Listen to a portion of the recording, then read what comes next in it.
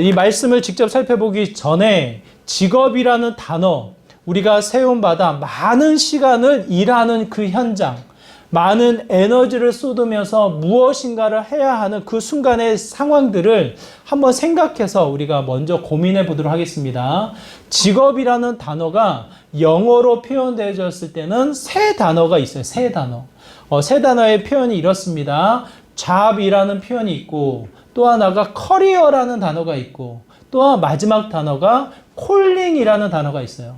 job, 커리어, calling. 이 세 단어는 한글로 번역할 때 직업이라는 단어로 번역을 합니다. 그렇죠? 근데 굳이 이 직업이라는 단어를 쓸 때 세 단어로 이렇게 나누어서 쓰는 이유, 각자 강조하는 게 틀려요. 무엇을 강조하는지를 한번 생각해 보세요. job이라는 것은 무엇을 강조하냐면 일을 하고 나서 받는 대가, 물질적인 보상의 강조점이 있어요. 한번 생각해 보세요. 물질적인 보상의 강조점이 있으니까 일을 하는 그 순간을 더 많이 기대할까요? 아니면 일 끝나고 그 외의 시간, 그 외의 시간을 더 많이 기대를 할까요? 한번 생각해 보세요. 일을 통해서 얻어내는 대가를 통해 내가 무언가를 사야지, 내가 무언가를 해야지, 내가 여행을 가야지, 이러한 것에 많은 관심을 갖고 있는 거예요. 물질적인 대가를 통한 그 외의 시간에 강조점이 있는 게 job이라는 단어입니다. job. 직업이지만 단어. 두 번째, 커리어는 무엇을 강조합니까? 경력이에요. 경력. 경력과 경험을 강조하고 있어요. 오늘의 일을 그냥 오늘의 이 순간으로 끝나지 말고 내일로 연장해서 지금 하는 일을 이 정도로 만족하지 않고 경험 삼아 다시 한번 더 높은 자리, 더 나은 자리, 더 좋은 환경을 꾸려야겠다라는 미래지향적인 생각을 가지고 경력, 경험을 쌓아 나가는 형태. 똑같은 직업에 임하는 자세이지만 그 마음이 무엇을 향하고 있습니까? 지금보다는 나중. 지금의 위치보다는 더 나은 위치, 더 높은 자리, 더 높은 환경을 추구하는 마음이 커리어에 담겨져 있는 표현이에요. 같은 일이지만. 마지막, 콜링이라는 단어가 있습니다. 콜링. 콜링은 무엇을 강조할까요? 무엇을? 콜링을 그대로 번역하면 부르심이에요. 부르심. 그 일을 통해서 누려지는 은혜, 만족감, 그 일을 통해서 이루어지는 성취감이 강조되어져서 표현되어집니다. 이 단어는 이 세 가지 단어를 연구하는 학자들이 이 마지막 단어를 통해서 무엇을 이야기하냐면 반드시 일의 성취가 무엇으로 연결이 됩니까? 무엇으로? 일상, 삶으로 연결이 되어져요. 삶.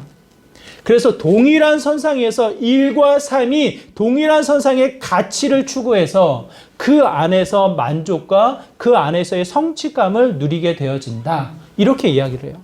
자, 여러분에게 질문을 드립니다. 학생도 있겠고 또 일을 찾는 사람들도 있겠고 또한 여러 가지 주어진 일에 쫓겨 열심히 그 일을 감당하는 분들도 계실 터인데 그 일이 오늘 나에게 주어진 상황들이 job으로 여겨집니까? 아니면 커리어로 여겨집니까? 아니면 콜링, 부르심으로 나에게 주어진 일을 하고 있습니까? 어때요, 여러분?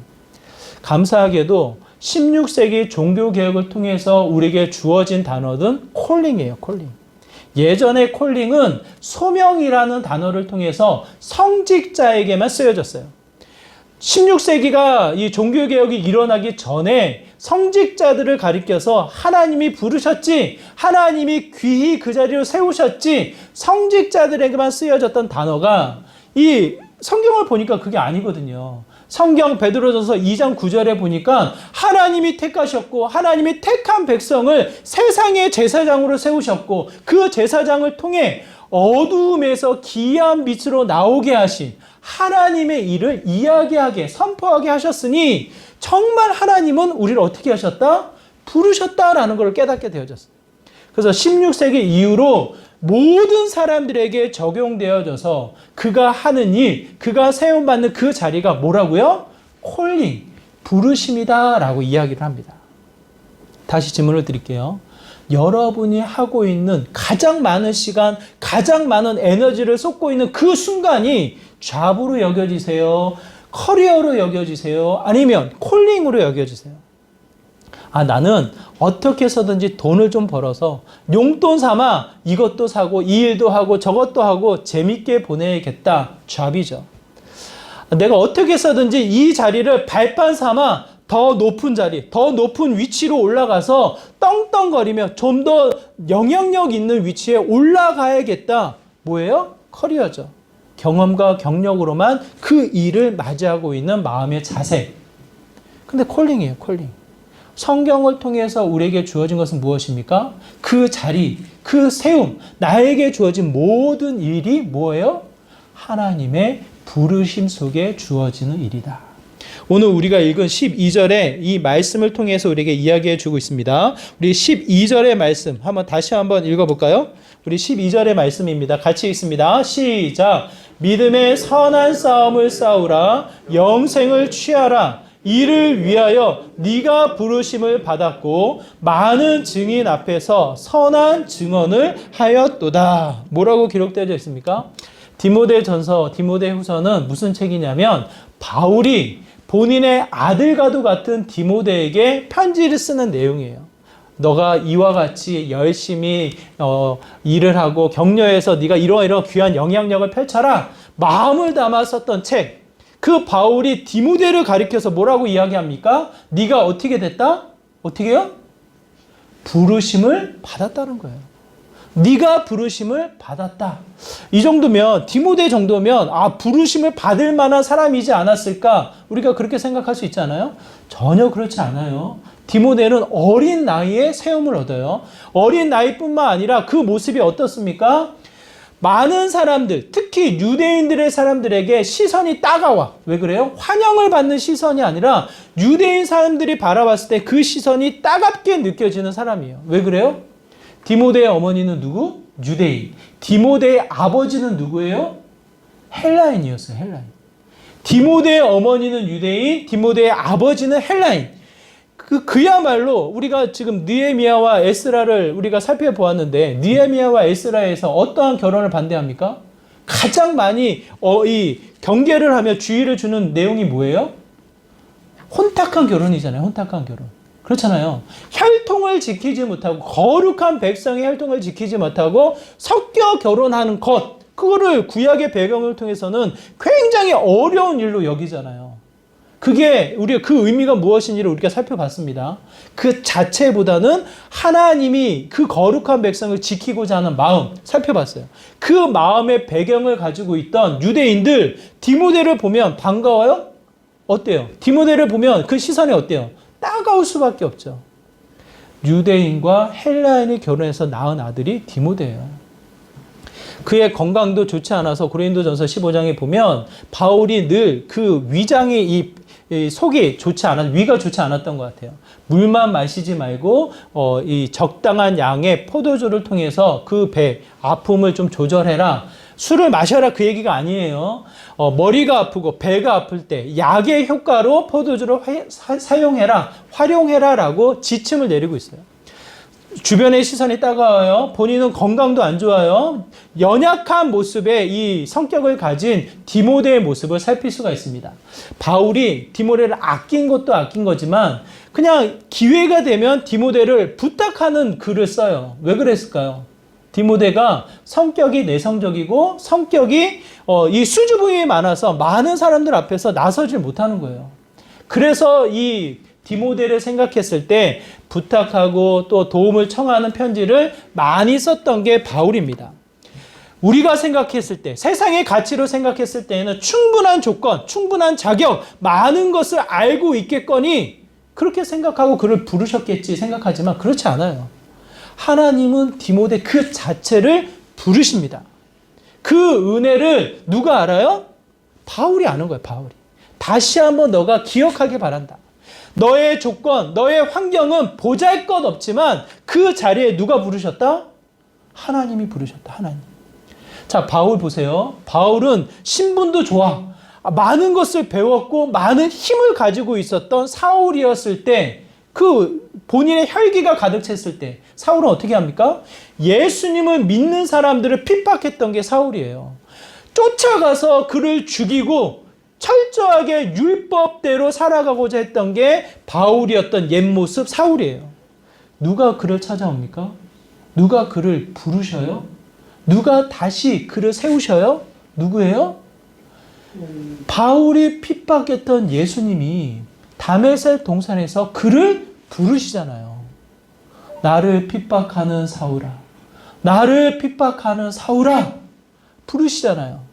단순한 입의 목소리로 그를 부르셨다, 그것을 의미하는 것이 아니라 그 등지고 떠나가는 사람, 멀리 멀리 도망치는 사람, 하나님을 숨고자 하는 사람, 다시 그를 부르셔서 세우시고 다시 그를 출발시키시는 분이 누구십니까? 하나님.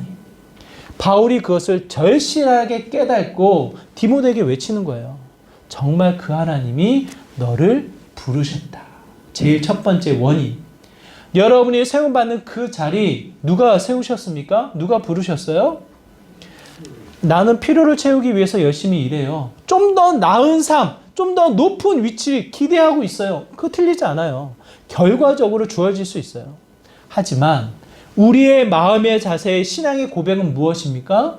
하나님이 제1 원인이 되어서 나를 그 자리에 세우셨다는 것. 저는 일도 안 하고 그냥 애만 보고 집에서 집안일만 하는데요. 그 안에서도 하나님이 세우셨나요? 어때요, 여러분? 여러분 주목하세요. 디모데가 헬라인 아빠에게 이 유대인 엄마에게 사이에서 태어나서 그 아이가 디모데로 우리가 기억되어지는 세움 속에 누가 큰 역할을 했겠어요? 누가 큰 역할을 했겠어요? 누구요? 생각해 보세요. 입에서 입으로 말씀이 전해지며 그 디모데를 양육해였던 누구요? 어머니예요, 어머니. 구약에서 생각나시나요? 지난주에 살폈던 말씀, 이방 여인이 결혼을 해서 언어를 배우지 못하고 말을 못하니까 어떤 문제가 생겨요? 자녀에게 양육을 시키지 못하잖아요. 신앙, 문화 속에 담겨진 우리의 신앙의 고백이 담겨지지 않고 전달되지 못하니까 그 또한 문제가 되어진다. 그래서 혼인에 대한 문제를 제기했던 게 느헤미야 13장의 이야기잖아요. 자, 보세요. 디모데에게 가장 큰 영향을 줬던 사람이 누구일까요? 어머니예요, 어머니. 저는 주부예요. 저는 아무것도 하지 않아요. 그렇지 않아요. 그 자리에 누가 세움을 얻게 합니까? 누가 그 자리로 부르셨습니까? 제가 질문을 던집니다. 다시 태어나도 지금 남편과 결혼한다. 여기 이 질문에 반응했던 분은 우리 문 집사님밖에 없습니다. 그 반응은 답은 뭔지 몰라요. 무슨 의미인지 몰라요. 많은 사람들이 그냥 이 후회스럽고 또 지금의 삶에 대해서 만족하지 못해요. 직장 다니는 사람들이 95%가 이 마음속에 사직서를 품고 다닌다고 그래요. 그만큼 나에게 주어지는 일이 나에게는 만족을 주지 않아요. 그 자체가 고난이고 수고고 지치고 늘 새로운 것에 대한 갈망이 우리의 마음속에 담겨져 있어요. 그것을 무시하자, 그것을 멸시하자 그러지 않아요. 그걸 이야기하는 게 아니에요. 그런 마음도 있지만 우리가 분명히 기억해야 하는 것, 그냥 조건이 되어서 내가 그 일을 합니까? 자격이 되어서 내가 그 자리에 세움을 얻습니까? 그렇지 않아요. 위축이 되고 두렵고 보잘것없는 우리들의 모습이지만 그럼에도 불구하고 누가 부르셔요? 누가 부르셔서 그 자리로 세우셔요? 누가요? 하나님이에요, 하나님. 철저하게 바울이 그것을 깨닫고 디모데에게 그것을 선포하고 오늘 우리에게도 동일하게 그 이야기를 합니다. 16세기에 이 마틴 루터를 통해서 다시 한번 깨달아지는 거예요. 정말 성직자만 하나님 앞에 나아가느냐. 그 당시는요, 성경책을 볼 수가 없어요. 라틴어로 기록되어져 있는 성경책을 그 라틴어를 배운 사람만 그 책을 보는 거예요. 아무나 그 책을 보지 못해요. 예배 시간, 이 미사 드리는 시간에 설교 안 해요. 뭐 합니까? 라틴어로 그냥 말씀을 읽는 것 뿐이에요. 알아들을 수가 있어요, 없어요? 못 알아들어요. 왜? 그 자체가 신격화되어 있었기 때문에. 감히 하나님의 말씀을 어떻게 번역을 해? 감히 하나님의 말씀을 그냥 일반인들이 어떻게 감히 성경책을 읽을 수가 있어? 철저히 차단되어지고 높여져 있던 시대에 16세기 전에 중세의 모습이에요, 중세. 그런데 이 마틴 루터의 수많은 종교 개혁자들이 깨닫는 거예요. 이 성경이 정말 그렇게 이야기하고 있냐? 근데 그게 아니거든요. 예수님조차도 바리새인, 사두개인, 수많은 종교인들을 벗어나 일반인들을 찾아가게 되었고, 일반 사람들뿐만 아니라 깊은 죄인을 찾아가서 그들에게 말씀하시고 그들에게 구원을 선포하신 예수 그리스도의 모습을 찾게 되어져요. 그때 마틴 루터가 깨닫게 되어진 것, 정말 의인은 믿음으로 말미암아 사느니라. 마태복음 1장 로마서 1장 18절의 말씀을 깨닫게 되어지고, 그 말씀을 통해 종교의 개혁이 이루어지게 되어집니다.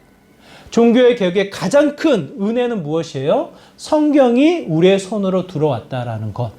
성경이 우리의 손에 들어와서 읽게 되어지고, 읽고 그 말씀대로 살아갈 수 있는 은혜가 우리에게 주어졌다라는 것. 그것을 통해서 다시 한번 돌아볼 때 우리의 세움, 우리가 하는 일의 현장은 누가 부르셔요? 누가 세우셔요? 하나님이 하셨다라는 것. 제1 원인, 철저하게 내가 공부를 해서 시험에 패스해서 그 자리에 세움을 얻었다. 그게 아니라 제1 원인, 하나님이 우리를 그 자리로 세우셨다. 때로는 보잘것이 없어도, 때로는 실망스러운 모습인다 할지라도, 때로는 나는 아무것도 하는 것 같지 않은데요 라고 할지라도 다시 한번 여러분의 삶의 원인을 찾아보세요. 많은 원인을 찾을 수 있지만 빠뜨릴 수 없는 바닥에 흐르고 있는 것은 무엇입니까? 이 땅의 주인 되시고 이 땅을 다스리시는 여호와 하나님이 그 자리로 부르셨다는 뜻이에요, 여러분. 그 은혜를 기억하는 자, 무슨 결과를 초래합니까? 12절 후반부. 많은 증인 앞에서 무엇을 증언해요? 선한 증언을 하였느니라.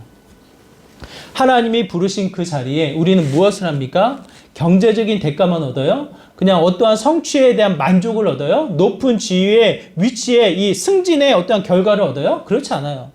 반드시 부르신 그 자리에, 세우신 그 자리에 우리는 무엇을 합니까? 내가 경험한 하나님, 내가 만난 예수님, 내 안에 말씀하고 계시는 성령 하나님을 수많은 사람들에게 선하게 증언하는 사람이 되어진다. 이 두 가지를 여러분이 기억하시길 바라요. 내가 세움받는 그 자리는 하나님이 세우셨어요. 하나님이 세우셨어요. 목회자만 하나님이 세운 것이 아니라 여러분의 일상 속에 여러분이 해야 할 그 일 앞에, 여러분이 만나는 그 사람들 앞에 하나님이 부르셨어요.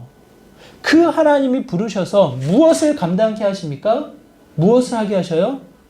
이거는 공통분모예요. 모든 사람에게 주어진 일이에요. 뭐예요? 하나님을 증거하는 일, 하나님을 내가 경험한 그 하나님을 이야기하는 일을 나에게 허락하셨다는 뜻이에요. 지난 한 주를 돌아보시면서 정말 여러분에게 주어진 에너지, 여러분에게 주어진 시간을 통해 무슨 일을 감당하셨습니까? 그 일을 통해 얻게 되어진 성취감, 얻게 되어지는 열매가 무엇으로 나타납니까? 여러분, 그 자리에 이와 같은 외침이 있어야 돼요. 무슨 외침이요? 하나님의 사람아. 하나님의 사람아. 바울이 디모데에게 외치는 소리이지만 그 누군가에게 우리가 들을 수 있는 이야기예요. 우리가. 하나님의 사람아. 이 표현을 바꿔서 요즘 많이 쓰는 표현이 그리스도인. 예전에는 이 70년대, 80년대 처음 교회가 들어왔을 때에는 뭐예요? 예수쟁이. 부정적인 표현으로 예수쟁이. 교회 다니는 거를 숨길 수가 없는 거예요. 왜? 하나님이 세우셨고 하나님을 증거하는 삶을 내가 살기 때문에, 그 삶을 살기 때문에 자연스럽게 하나님을 증거하는 일이 나타나게 되어집니다. 감사하게도 어제 김장을 잘했어요. 지난해보다 한 박스를 더해서 세 박스를 했어요. 나름대로는 좀 나눠야겠다. 꼭 필요한 분들, 뭐 정부에서도 많이 나눠주니까 정부 말고 정말 필요한 분들 우리가 좀 찾아서 나눠줘야겠다라는 마음을 가지고 6가정을 나눠줘야지 하고 통도 사고 김치를 아주 그냥 여러분이 모여서 같이 했거든요. 근데 한 가지 아쉬운 게 양을 조절을 못했어. 이 세 박스를 했는데 조금 더 해도 되겠다라는 생각을 하게 됐어요. 이제 충분히 담아서 넉넉하게 주면 참 좋은데 그러지 못하게 돼서 좀 아쉬운 마음을 갖게 되어집니다. 김치를 나눌 때 무슨 마음이 들까요, 제가? 김치를 나눌 때. 우리 교회 오세요. 다른 교회 가지 말고 반드시 우리 교회만 오셔야 됩니다. 그런 마음일까요? 무슨 마음이에요? 김장을 하기 전에 한 자리에 모여서 기도를 합니다. 하나님, 이 수고가, 이 섬김이 정말 예수님의 사랑이 나누어지는, 예수님의 사랑을 적지만 조금 더 나누어지는 쓰임처가 되게 해달라고 함께 기도하고 그 일을 하게 되어져요. 무엇이에요? 그냥 우리 교회 자랑하고 우리 교회 이렇게 좋은 일 해요. 우리 교회 많이 오세요. 그게 아니라 우리가 나누고 싶은 것, 우리가 전하고 싶은 게 무엇입니까? 오직 하나님. 우리를 위해 죽으시고 우리를 찾아오셔서 부르시고 지금도 살아서 우리에게 말씀하시며 우리에게 격려와 힘을 주시는 분, 하나님을 이야기하는 거예요. 하나님을. 그뿐밖에 없어요. 여러분이 정말 이 한 가지를 깨달으시면 우리의 삶이 놀랍게 변화되어지는, 하나님의 사람으로, 그리스도인으로 하나님의 열매를 맺어 나가는 믿음의 삶이 되지 않을까라는 생각이 들어요. 이번에 배추를 사는데 좀 어려웠어요. 예약이 빨리 끝나가지고 배추를 사는 게 어려웠어요. 왜 이번에 배추가 이렇게 어려웠나 봤더니 괴산의 배추가 제대로 되질 않았대요. 우리 집사님도 말씀해 주시는데 아는 집에 배추밭에 배추가 늘 거기서 이제 가족들이 사다가 배추 김장을 했는데 이번에는 한 그루도 거두지 못했대요. 이게 뭐 병이 들어가지고 배추가 다 녹았다고 하더라고요. 얼마나 그 배추밭을 바라보는 농부의 마음이 어떻겠냐고요. 그냥 배추 때에 맞춰서 거두어야 하는데, 거두어서 김치로 나누어야 하는데 그 배추가 그 밭에서 썩어 들어가는, 녹아 들어가는 현장을 보고 있다고 한번 생각해 보세요. 괴산을 오고 가고 하다가 그 밭을 봤다고 한번 생각해 보세요. 내 밭이 아닌데도, 내게 아닌데도 불구하고 우리들의 마음 좋던가요? 내 밭이 아니어서 다행이야, 그런 마음이 들어요? 그냥 속상하잖아요. 우리 게 아닌더라도. 열매를 맺지 못하는 땅, 열매를 맺지 못하는 나무, 열매를 맺지 못하는 그 밭을 봤을 때 우리의 마음이 아픈 것, 속상함을 경험하게 되어져요. 하물며 하나님이 우리를 바라봤을 때 어떠한 마음이실까? 어떠한 마음이실까?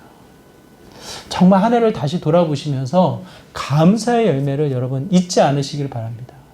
하나님은 살아서 때에 물을 주시고 때에 영양분을 주시고 늘 함께 하셔서 우리에게 열매를 맺게끔 수시로 우리와 동행하시는 분이 여호와 하나님이셔요. 그 하나님 앞에 다시 한번 감사의 열매를 맺는 믿음의 시간이 되시길 바라요. 그러기 위해서라도 여러분의 삶을 관찰하세요. 성경을 관찰하신과 동시에 여러분의 일상을 관찰하세요. 가장 많은 시간을 빼앗는, 내 에너지가 가장 많이 쏠리는 그 순간을 관찰하세요. 관찰해서 여러분 기억하시기 바랍니다. 그 자리로 부르신 하나님, 그 자리를 통해서 증거케 하시는, 그 자리를 통해서 분명히 나타내고자 하시는 하나님, 여러분 기억하셔야 돼요. 그 하나님이 온전히 우리의 삶 가운데 증거되어져야 합니다. 시작이 부르심, 마지막이 나타내심, 과정은 뭘까요? 과정. 그게 11절과 12절 상반부에 있는 내용이에요. 11절의 말씀과 12절 상반부의 말씀 우리 같이 한번 읽겠습니다. 시작. 오직 너 하나님의 사람아 이것을 피하고 온유를 따르며 믿음의 선한 싸움을 싸우라. 영생을 취하라. 여기까지. 동사를 보세요. 동사. 제가 다시 한번 읽어드릴게요. 오직 너 하나님의 사람아 이것들을 피하고 의와 경건과 믿음과 사랑과 인내와 온유를 따르며 믿음의 선한 싸움을 싸우라. 영생을 취하라. 피하고라는 단어와 싸우라라는 동사 똑같은 의미예요. 따르다라는 의미와 취하다라는 의미로 우리가 연결해서 생각해 보기를 바랍니다. 이것을 피하라. 무엇을 피하라고 이야기합니까? 우리 읽진 않았지만 11절 위 10절까지의 말씀 뭐예요? 물질주의적인 이 형태를 이야기를 해요. 욕심, 돈, 세상이 우리를 가만히 내버려 두지 않아요. 이렇든 저렇든 이 job, 커리어, 콜링 이 세 가지의 이 직업이라는 단어 중에 우리의 마음이 가장 많이 유혹되는 게 뭐예요? 그래서 얼마나 주는데, 그래서 얼마나 내가 받을 수 있는데요. 내가 받는 연봉에 가장 큰 관심을 많이 갖게 되어져요. 우리 청년들이 직장을 얻게 될 때 가장 많이 영향을 주는 게 뭡니까? 뭐 직장의 환경, 직장의 여러 가지 선후배, 뭐 관계 뭐 좋지만 그래도 빠지지 않고 영향을 주는 게 뭐예요? 연봉이에요, 연봉. 내가 얼마나 받는데. 그 연봉에 영향을 많이 받아요. 그렇다고 해서 그 연봉을 무시할 수 있나요? 무시할 수 있어요, 없어요? 무시할 수가 없어요. 왜? 먹고 살아야 되는 물질적인 상황에 우리가 매여서 살아가고 있기 때문에 그래요. 그 상황에 그럼에도 불구하고 성경이 우리에게 주는 내용은 그것들을 피하여 선한 싸움을 싸우라 우리에게 권하여 이야기를 합니다. 왜? 우리의 마음을 빼앗아가고 우리의 영혼을 병들게 하기 때문에 그래요. 우리가 읽진 않았지만 7절의 말씀에 이와 같이 표현되어 있습니다. 저는 재밌게 읽는데 이 7절의 말씀 한번 같이 읽어보도록 하겠습니다. 시작. 우리가 세상에 아무것도 가지고 온 것이 없음에 또한 아무것도 가지고 가지 못하나니. 감사하게도 제가 정말 이 목회자로서 많은 사람들을 만날 수 있는 기회가 있었어요. 오늘 여러분들도 많이 만나게 되고 또 지난 시간을 통해서도 정말 스쳐 지나가는 많은 사람들을 만나게 되어지는데 늘 같은 이 공통 분모가 늘 한 가지가 있어요. 그것 때문에 제가 더 확신을 갖게 되어졌는지 모르겠어요. 많은 것을 소유했다, 많은 것을 가졌다 하는 분 결코 그것으로 끝나지 않아요. 높은 위치, 높은 직위를 가져서 이 떵떵거리며 남이 부러울 정도로 존경을 받는 위치에 올라갔던 분들도 그것으로 멈추질 않아요. 시간의 흐름 속에 찾아오는 게 무엇입니까? 내려움. 시간의 흐름 속에 찾아오는 게 뭐예요? 많은 것을 가졌다고 해서 결코 만족하고 결코 이 땅의 기쁨이 다 내 것이 되느냐? 그렇지 않다라는 것을 느껴요. 그 안에 허무함을 느끼게 되어져요. 허무함. 그래서 내가 어떻게 살아야 될까를 고민하게 되어져요, 여러분. 그래도 여기서 청소년도 있고 또 이 시간의 흐름 속에 인생을 살아온 분들이 계시기 때문에 공감하는 분들도 계실 거고 때로는 이 생각을 열어서 이제 막 이 생각을 열어가는 분들도 계실 텐데 여러분 기억하시기 바랍니다. 이 땅에 올 때 마냥 빈손으로 온 것처럼 이 땅을 떠날 때 우리는 어떻게 갑니까? 빈손으로 가요. 빈손으로. 갓난 아기가 마치 뭔가를 쥘 수 있느냐 태어나자마자 이 손에 뭘 해요? 주먹을 줘요. 뭔가를 움켜쥐으려고 해요. 뭔가 하나 주면 이 조그만 손가락으로 뺏기지 않으려고 꽉 쥐고 있어요. 재밌어요. 이 어린아이가 뭘 안다고 이 세상을 살아가려고 태어난 이 아이가 뭘 안다고 이 두 손에 뭔가를 쥐려고 하면서 힘을 주면서 태어나요. 근데 결국 이 땅의 생명이 끝이고 이 땅의 죽음을 맞이하는 모든 사람들 어떻게 합니까? 그냥 힘이 쪽 빠져서 두 손을 척 내려놓는 삶으로 마무리되어져요. 마치 뭔가 이 땅을 쥐느냐, 이 땅을 마치 뭔가를 가지느냐 애쓰고 수고하고 노력하지만 아무것도 가지지 못해요. 이 진리를 다시 한번 이야기합니다. 아무것도 가지지 않는다. 이 길에서 피하여 선한 싸움을 하라. 하나님이 부르신 그 자리에 하나님이 세우신 그 자리에 예수 그리스도를 증거하는 이 과정 속에 세상의 것을 취하는 것이 아니라 하나님, 정말 하나님만이 드러나는 믿음의 삶이 된다는 것을 이야기합니다. 이 중간에 우리가 반드시 따르고 취해야 될 것이 무엇입니까? 길게 표현되어 있지만 저는 딱 하나를 여러분이 기억하시기 바라요. 영생을 취하라. 여러분 한번 따라해 볼까요? 영생을 취하라.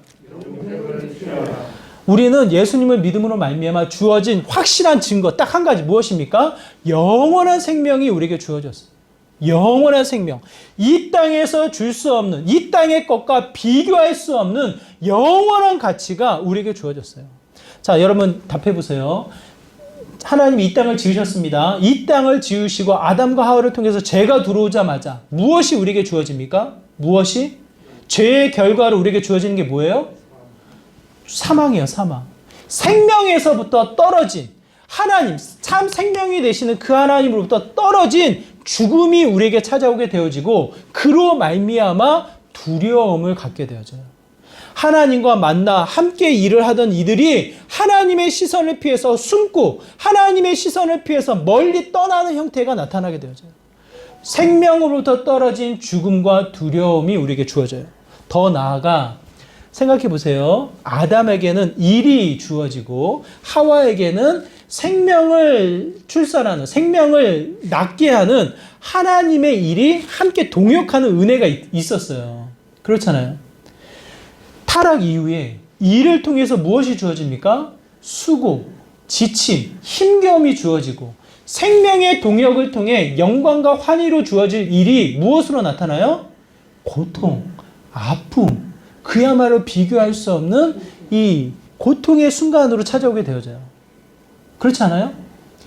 죄가 없었다면 그 출산이 있었을까요? 없었을까요? 죄가 없었다면. 그러면은 아담과 하와한테 하나님이 명령하시잖아요. 이 땅에 충만하라 명령하시잖아요. 애는 어떻게 나요? 애는 어떻게 났을까요? 그냥 생겨요? 또 하나님이 지우고 또 하나님이 지우고? 그렇게 생각하지 않아요. 하나님이 아담과 하와를 지으시고 창조의 완전한 세계를 지으셨을 때 분명히 하나님은 동역자로 세우셨어요. 아담에게 이름을 짓게 하셔서 창조의 사역의 동역자로 세우셨고 하와를 통해서 생명을 잉태하는, 생명을 출산하는, 생명을 부여하는 일을 여자를 통해서 하나님 허락하셨어요. 그 일이 그대로 에덴 동산에서 펼쳐지지 않았을까 싶어요. 과일을 따먹어요. 여름이 되면 풀이 웅성하게 자라요. 그냥 웅성하게 자란 풀을 그냥 내버려둬요. 또 자르고 또 그것을 치우고 아마 이런 일들을 하면서 즐겁게 기쁘게 하나님과 동역하며 그 에덴 동산을 가꾸는 일을 하지 않았을까 싶어요. 하지만 그 안에는 괴로움이 있어요? 지침이 있어요? 노동의 수고가 있을까요? 그렇지 않다는 거예요, 여러분. 죄의 결과로 주어진 노동의 아픔, 노동의 괴로움, 수고의 이 땀 흘림이 그곳에 담겨져 있을 뿐이지 그 일 자체로는 이미 하나님이 주신 동역, 하나님이 주신 환희, 하나님이 주신 일에 만족이 있다는 것을 의미합니다. 여자도 마찬가지예요. 생명을 출산하는 거 우리는 알 수 없지만 그냥 성경의 근거를 통해서 하나님의 일하심을 보았을 때 생명은 그대로 아담과 하와를 통해 이 땅에 충만케 하시는 역사가 펼쳐졌을 거예요. 다만 죄로 말미암아 주어진 고통과 아픔과 환희가 이 아픔이 그것이 죄의 결과로 주어졌을 뿐이죠. 그것이 오늘날 어떤 영향을 줘요? 저 애 낳고 싶지 않아요. 그냥 저 혼자 잘 살래요. 라는 죄의 결과로 치닫게 되어집니다. 무엇을 뜻해요? 하나님으로부터 부르심과 하나님을 나타내는 삶의 회복이 이루어지는 것은 우리의 삶이 다시 한번 에덴 동산의 영원한 생명의 가치를 깨닫고 영원한 생명을 살아가는 은혜와 평안을 누리는 믿음의 삶이 된다는 것을 의미해요. 우리의 죄의 근성의 두려움과 아픔을 뛰어넘어 다시 한번 영원한 생명의 가치를 여기서 취하다라는 뜻은 손에서 놓지 않는다. 반드시 그 두 손으로 붙잡고 내가 내 것으로 취한다라는 뜻을 갖고 있어요. 절대로 놓지 않고 영원한 생명의 가치를 붙잡고 살아갈 때 어쩌면 피할 수 있고 어쩌면 선한 싸움을 싸울 수 있는 우리의 힘이 되지 않을까라는 생각이 듭니다. 한번 질문을 드려볼게요. 영원한 생명, 영생.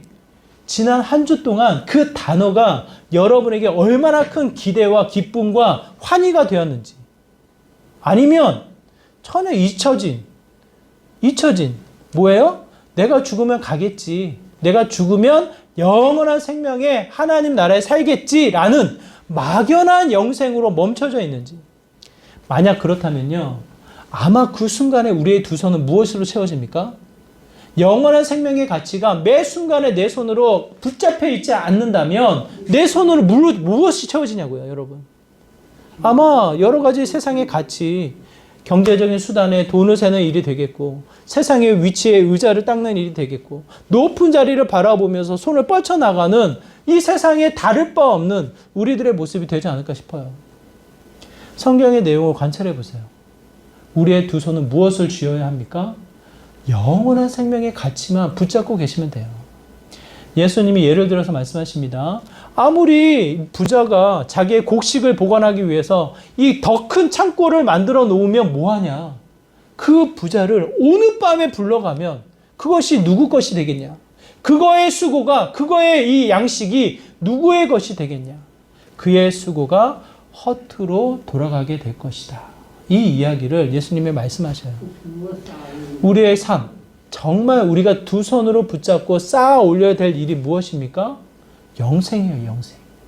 영원한 생명의 가치를 붙잡고 우리에게 주어진 일, 하나님이 부르시고 세우신 자리에 하나님을 나타내고 증거하는 일을 하는 것이 어쩌면 우리에게 주어진 최고의 가치, 최고의 기쁨이 되는 일이 아닌가라는 생각이 듭니다.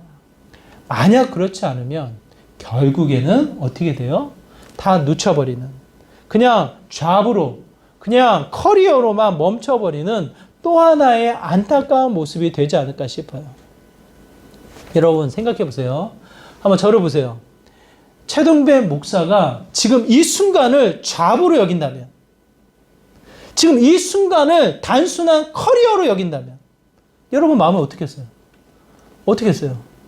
어떻게 해서든지 먹고 살기 위해서 이 자리를 지켜 좀 더 나아가 더 큰 자리, 더 좋은 자리, 더 나은 자리로 나아가기 위해서 이 계단으로만 사용해. 만약 그런 마음으로 제가 여기 이 자리에 세움을 얻었다고 한번 생각해 보세요. 아, 우리 목사님은 꿈이 크셔. 크게 되실 분이야. 참 좋으신 분이야. 이렇게 생각하시겠어요? 어떻게 생각하시겠어요? 그냥 생각만 해도 싫지 않아요? 네? 그냥 빨리 없어지길 원해요, 제가? 그리고 저는 속이 쓰려요. 정말 그렇게 생각하면 안 되겠고, 생각하고 싶지도 않고, 그게 목회자의 제한적이지 않다라는 뜻이에요. 목회자만 그렇다가 아니라는 뜻이에요. 디모데를 통해서, 디모데를 키운 어머니를 통해서, 바울을 통해서 종교개혁자들의 이 직업을 바라보는 하나님이 세우신 그 일상을 통해서 다시 한번 주목하는 것은 먹고 살기 위한 수단이 아니다. 단순한 내 위치, 내 신분의 위치를 올리기 위한 계단, 수단이 아니다. 뭐예요?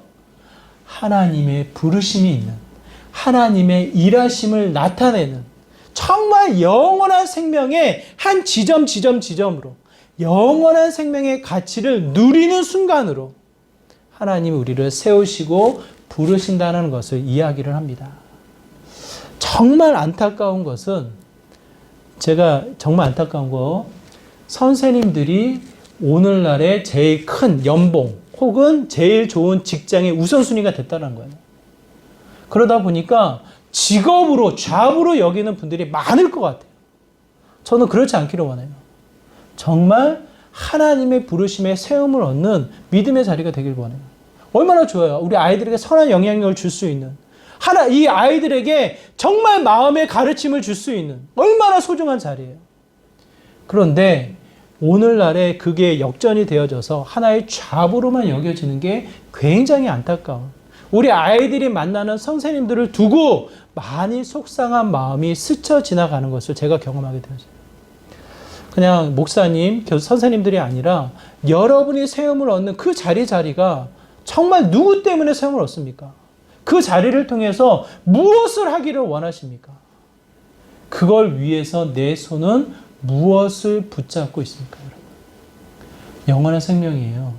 영원한 생명을 붙잡으시면 부르심 또한 그의 선한 영향력이 온전히 주어질 걸로 확신합니다.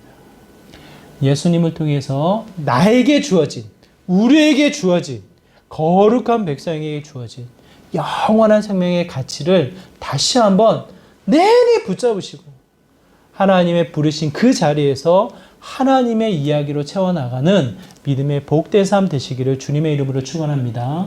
우리의 일상이 그와 같은 삶이 되어집니다. 우리의 일상 속에 동일한 영생을 누리며 하나님의 뜻을 이루는 믿음의 귀한 자리 되시기를 다시 한번 주님의 이름으로 축원합니다. 우리 말씀을 기억하면서 함께 기도하기 원합니다.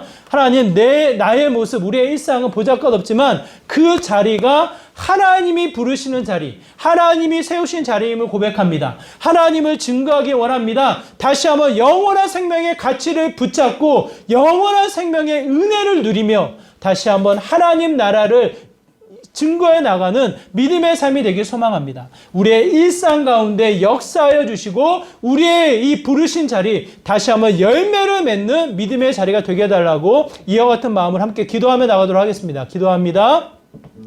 하나님 아버지, 간절한 마음으로 기도합니다. 우리의 일상은 정말 보잘것없고 때로는 여러 가지 분주한 가운데 쫓겨서 아무 생각 없이 지나가는 듯 싶지만 다시 한번 우리의 삶을 돌아보기 원합니다. 우리가 살아가는, 우리가 감당하는 그 일 앞에 정말 주님이 부르셨고 주님이 세우셨고 그 안에 세상의 필요를 채우는 것이 아니라, 세상의 만족만을 채우는 것이 아니라 하나님의 은혜, 하나님의 부르심을 이루는 믿음의 삶이 되기를 간절히 소망합니다.